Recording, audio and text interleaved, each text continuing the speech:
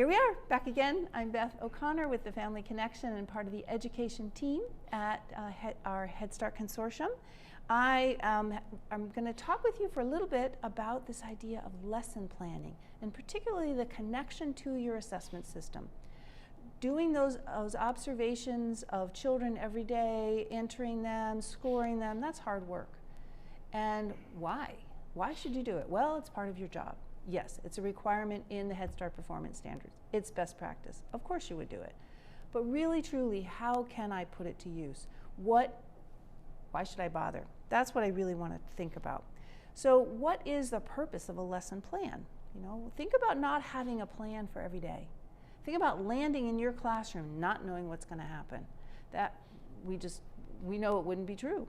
It wouldn't be best for us. It wouldn't be best for the children. So what do we think about when we do our lesson planning? As you're planning, you're really asking yourself these three questions. What did I see children doing today or yesterday if you're planning the next day? And what am I learning about the children because of what I saw? What are their actions telling me? What do they need? What are they trying to achieve? What are their hopes and dreams for the day?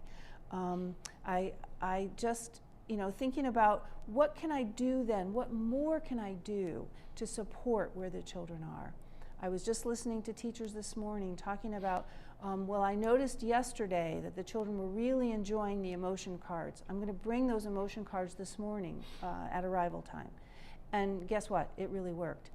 Those kinds of questions I noticed, so therefore, that's really what I'm thinking about when I'm doing a lesson plan. And what is it based on? It's based on what you saw. It's based on what you wrote down. It's based on what is in your mind. Those things, I wish I had my camera with me when he did that. I couldn't believe he did that. It was so exciting. I want to share that with everyone. That's the kind of information that you use when you're doing lesson planning. That excitement that you have. And I promise you that the more you practice with core, the more you practice with lesson planning, the core goals are just going to jump out at you. You're going to see something and think, that's a great example of item E, level 3. I promise you that this will happen. And then what can I, now that I've seen these things and now that I've noticed these things, what more? What's next? What might I do differently next time? It's the idea of reflection. It's the idea of posing your curriculum as a question. That's the beauty of HighScope. It's what makes it really hard. It's the hardest curriculum out there because it's not scripted. It's specifically not scripted. It's you riff on what the children do every day. You have a routine that you follow, and you have a plan that you follow, and then you're ready to change. So you're thinking to yourself, so what might children do if we added water to the table today? How would they explore differently?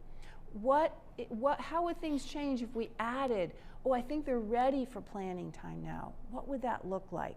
These are the kind of questions that you're asking.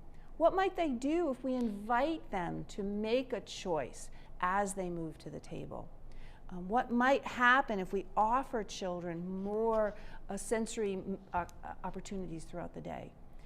So those are the kind of questions that you're asking, again, capturing children's strengths, and guess what? Your strengths as well. You're in this together. You and the children are moving together. So when we're thinking about, in a HighScope classroom, intentional lesson planning, we're always thinking about the curriculum content, which we call the KDIs. We're thinking about the core items, those 36 items that we have. They help us to do our planning.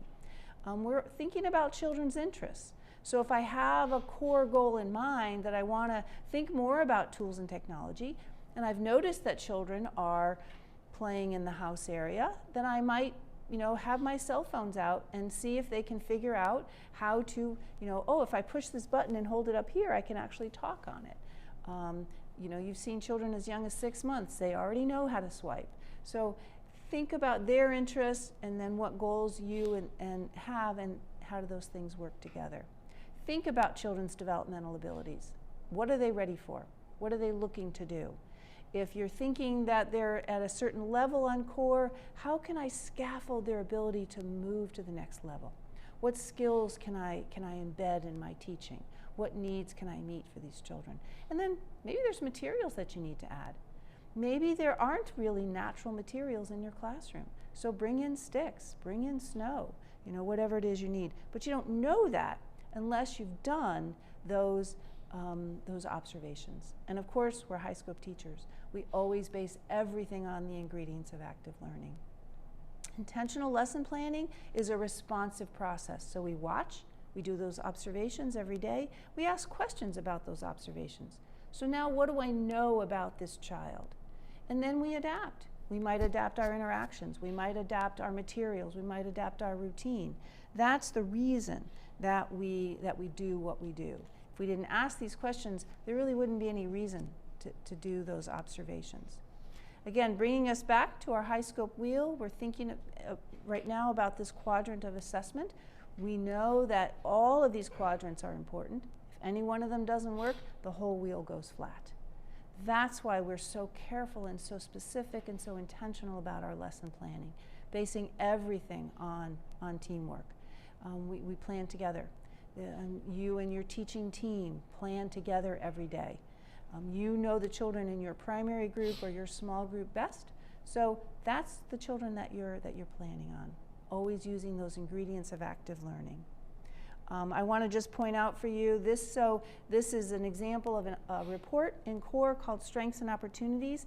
This will help you individualize your lesson plan.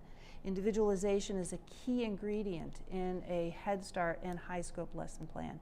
How do you know where children are? This report will tell you. It will help. You can filter by child. You can pull up strengths and opportunities for one child, for your small group or primary group, or for your entire classroom. This will help you, again, with individualization.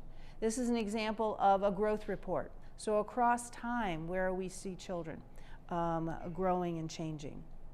I'm going to show you in the next video where to find this, but for every lesson plan for early Head Start and Head Start, there are certain criteria that have to be included. So I'll show you where to find this. So you're thinking in the day, how am I planning for each of these different parts of the routine? And then you're thinking across the week, how am I ensuring that I'm planning for language and literacy, math, science, social and emotional development, fine motor and creative arts? It's extraordinary when you think about it. Just pause for a minute. Think about this. You know, so you have infants, toddlers, preschoolers, and you are planning for all of these domains of development authentically, because that's what we do. And then finally, before we move into thinking about in our next video about how to find all these resources, just a reminder that you will also complete your lesson plans materials checklist. This is a requirement of our Head Start Consortium. What this helps you to do, though, is to remember, okay, so if I want to do this small group that's based on ice and paint, well, I better make sure I have ice, and I better make sure I have paint, or whatever it is I need to use throughout my day. How am I inviting children to experience a range of opportunities every day? That's really what the materials checklist is for. So thanks for that Cook's Tour, that quick tour of lesson planning. Just a reminder of the importance of how you individualize, how you intentionally plan. Think what a gift you're offering children by thinking about them when you do your lesson plan. That really, truly is a gift for each and every child. And I hold deep gratitude for you for doing this. Thank you.